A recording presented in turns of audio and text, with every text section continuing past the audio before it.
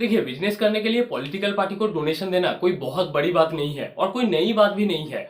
हर political party को donation दिया जाता है कंपनीज से। प्रॉब्लम तब आता है जब कोई कंपनी कानूनी कार्रवाई से बचने के लिए पॉलिटिकल पार्टी को डोनेशन देता है या फिर कोई बड़ा कॉन्ट्रैक्ट पाने के लिए पॉलिटिकल पार्टी को डोनेशन देता है।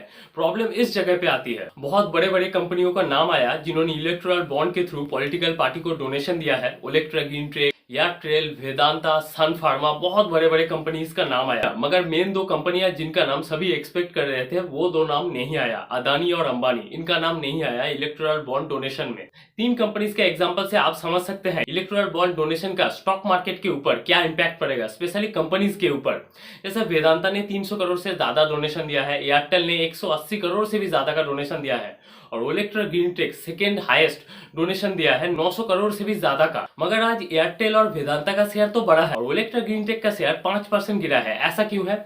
तो देखिए, मार्केट ये समझ रहा है जो कंपनीज इलेक्टोरल बॉन्ड में डोनेशन के बदले में उन्हें कुछ फायदा मिला है वो फायदा लॉन्ग टर्म में नहीं चलेगा। और आज के मार्केट मूवमेंट से आप ये बात देख भी सकते हैं। ओलेक्ट्रा का शेयर 5% डाउन था।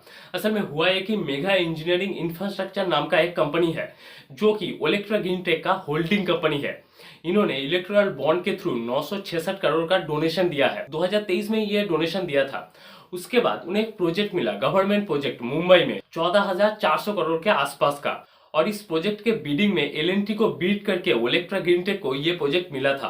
अब मार्केट ये समझ रहा है ये प्रोजेक्ट इसलिए मिला है क्योंकि इलेक्टोरल बॉन्ड के थ्रू ओलेक्ट्रा ग्रीन टेक ने डोनेशन दिया है किसी भी पॉलिटिकल पार्टी को। पर्टिकुलर कोई पॉलिटिकल पार्टी का तो नाम सामने नहीं आया है। एसबीआई ने ये नाम अभी तक बाहर नहीं निकाला है और ये समस्या एक दिन में सॉल्व नहीं होगा। क्योंकि आप सोचिए, जिस कंपनी को बीट करके ओलेक्ट्रा ग्रीन टेक को या फिर बाकी कंपनीज को प्रोजेक्ट मिला है, वो कंपनी अगर सुप्रीम कोर्ट में जाती है और जाके बोलती है कि इलेक्टोरल बॉन्ड में उन्होंने डोनेट किया है इसलिए उन कंपनीज को प्रोजेक्ट मिला, आप एक काम कीजिए उन कंपनीज का प्रोजेक्ट को कैंसिल कर दीजिए। तो सोचिए स्टॉक मार्केट के ऊपर, स्पेशली उन कंपनीज के ऊपर कितना इंपैक्ट पड़ेगा। आधा आधा प्रोजेक्ट हो गया है। मार्केट इसी चीज से डर रहा है। इसलिए जिन कंपनीज को गवर्नमेंट प्रोजेक्ट मिला है और उन्होंने इलेक्टोरल बॉन्ड में डोनेशन दिया है, उन कंपनीज का शेयर प्राइस आज गिरा है। अब देखिए, वेदांता भी डोनेशन दिया है 300 करोड़ से भी ज्यादा का, मगर वेदांता को इसका फायदा नहीं मिला क्योंकि वेदांता का ओनर अनिल अग्रवाल चाहता था कि हिंदुस्तान जिंक का कुछ एसेट बेच के उनका लोन चुका सके, मगर गवर्नमेंट ने इसके लिए उन्हें अप्रूवल नहीं दिया।